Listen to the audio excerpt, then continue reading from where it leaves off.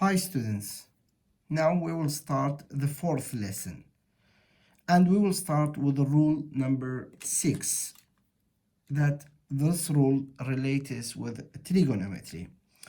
In three different ways we may find the antiderivative of cosine function. What's the meaning of this? If you want to take the integral of a function that's cosine. Don't forget, always in trigonometry function, the derivative of angle must exist beside it. When you find antiderivative of cosine, directly write sine. Sine, same angle. But wait, don't write plus c. Check one thing. Is the derivative of angle here multiplied or divided by the cosine or not? Yes. If yes, add plus c. But if there wasn't the derivative. Of course, if there was derivative, it should be written as a times. So a times means a over 1 times. Since you are missing a over 1 by multiplication, so you multiply by the reciprocal 1 over a to the sine ax plus c. Now, third case, if it is 1 over ax, derivative of angle must be 1 over a. But since 1 over a is missing, so you multiply by the reciprocal a over 1 times antiderivative of cosine is sine. And now, what do I mean by the above? Let us explain by the rules. First, by elementary 2014-15 ministry exam question. Antiderivative of cosine, of course, it is sine x plus, wait, don't say plus c. What's derivative of x? 1. If you write it or not, means it is 1. So add the c. Now, I see cosine. First, I focus to the cosine. When I see cosine, I write sine, same angle, 2x. But wait, what's derivative of 2x? 2. So there is no problem. Write the c plus c. This time, cosine 1 over 3x, write sine 1 over 3 times x as an angle. Derivative of 1 over 3x is 1 over 3, so there is no problem. You can write plus c. Now, focus to this. I see cosine, so I write sine, same angle, 4x plus 3. Where is the derivative of 4x plus 3, which it is 4? I can't see. If there was, what should be written here? 4 times. So they didn't write. I will write in denominator. And I add the c. Now, cosine square root of x. It is sine square root of x. But there is a problem. Derivative of square root x is not 1 over square root x. It is 1 over 2 times square. So I am missing 1 over 2 here. So I multiply by 2 plus c. Okay. This time, integrals cosine 3x over 2 dx. The derivative, first of all, antiderivative of cosine is sine 3x over 2.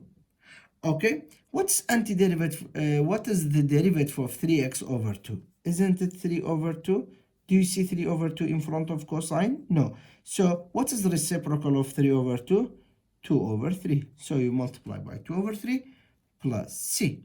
Okay, this time I have a mixture question, trigonometry with polynomial.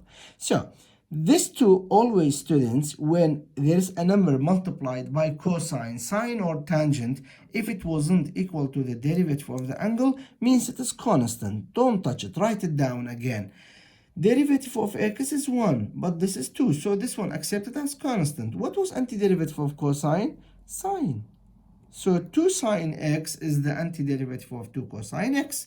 Negative 5x. Don't forget, negative 5x divided by x, negative 5x squared over 2. Why? Because of new power, plus c. Okay, this was the rule number 6. Now I come to the rule number 7. Before I come to the rule number 7, just I want to remind you one thing. If you remember this case, derivative of negative cosine x. and derivative of positive cosine x. This one was minus sine x. So the answer is positive sine x. And this one was negative sine x. Okay, what do I want to tell you? Wherever you want to find antiderivative of positive sine x and antiderivative of negative sine x. So ask yourself this question. What is sine x the derivative of? Which type of cosine is derivative was positive sine? Negative cosine. So the antiderivative is negative cosine x plus c. And negative sine, what is negative sine x derivative of? Isn't it positive cosine x plus c? So I hope to understand this one, because in the sine, the negative sign is very, very important and we shouldn't do mistake. Okay, look here. Same as the rule number 6. In 3 different ways, we may find the antiderivative of sine function. Okay. Look, it's easy. In all, there is negative. Why? Because sines are accepted, the sine functions are accepted as positive. But what was here, I explain it.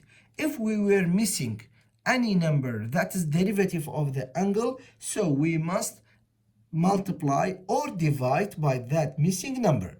Now I look to the example number 1. Integral of sine x dx. Since sine is positive, so directly the antiderivative is negative cosine. Here, sine is negative, so it is positive cosine 2x. Do we miss anything? What do I mean? Derivative of 2x is 2. It's here. So add c. Now, sine is positive. Where do I understand? Do you see any negative here? No. So it's negative cosine x to the power 5. Now, I put a star. I must be careful. This x to the power 4 is not exactly the derivative of the x to the power 5. Why? Because what was derivative of x to the power 5, students? Wasn't it 5 times x to the power 4?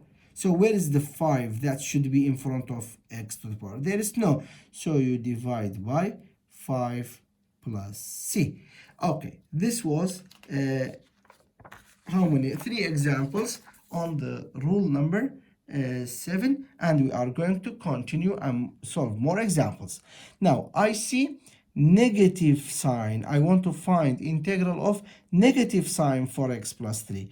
The negative sign tells me that cosine is positive 4x plus 3, but there should be derivative of this angle. What is derivative of this angle? 4. Do you see any 4? No. So we divide by 4. That's all. If you solve more examples, it will be routine for you, these things. You will learn in such a way that you never do mistake. Now I want to find integral 1 over square root x sine square root x dx. Sine is positive, so write negative cosine of square root of x.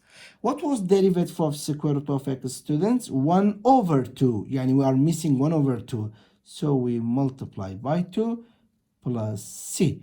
Okay, example number 6. Oh, look here.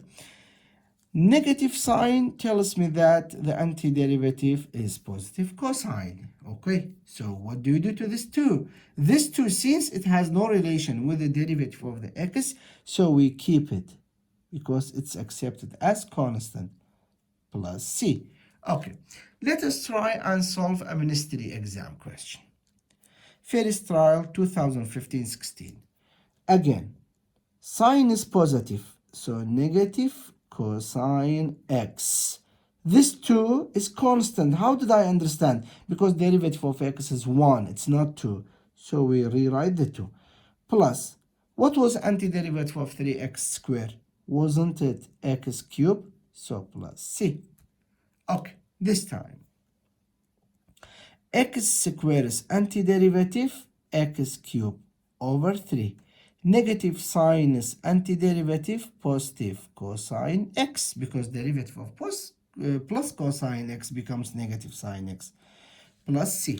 Okay, this time, example number 9. 2 times sine x, directly it's negative 2 cosine x, plus 3.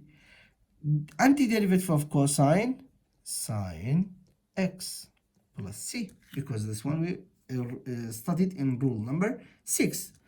Now students, I solved 9 examples explaining rule number 7. I hope you don't have any problem with the examples. And by the way, if you have anything to ask me, please, you know my number in the first lesson. If you look to the cover of chapter 5, there is my number. You can contact me anytime in WhatsApp.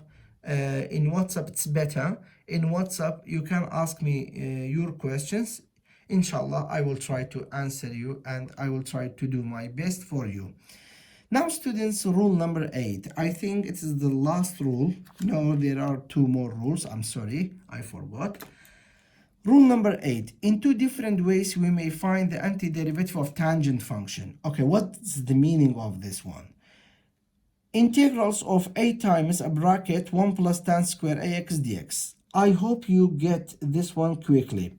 When you see the derivative is 1 plus tan square, directly write tan. But don't write plus c.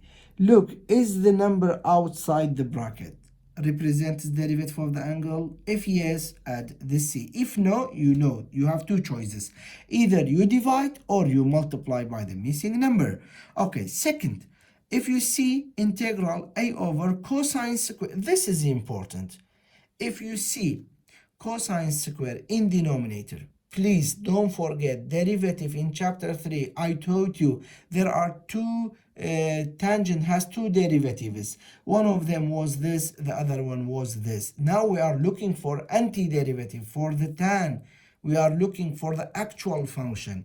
Therefore, when do you write tan ax? When you see derivative of angle, it's written in the top, and you add plus c. Okay, now let us look to these 4 examples. Integral 3 times 1 plus tan square 3x dx. Directly I write tan 3x. What is the derivative of 3x? 3. So plus c. There is no problem. Now come to this. I see 1 plus tan square 5x cubed. So tan 5x cubed. Is this one really derivative of the angle? No. If you take derivative of this one, it is 15x squared. So I have only x squared. So where is 15? It's missing. So I write in the denominator plus c. Now, let us look to the example number 3. Integral of 4 over cosine square 4x dx. So I see cosine square. So directly I write tan 4x. Antiderivative of 4 over cosine square 4x is exactly tan 4x. Why? Because derivative of 4x, it's here. So plus c.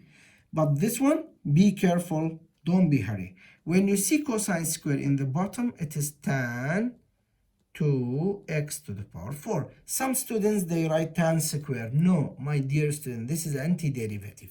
So derivative of 2x to the power 4, 8x cubed. Look, we are missing 8 here in multiplication. So you write in denominator plus c. And now students, this was rule number 8. For the rule number 9 and 10, I hope to stop the video.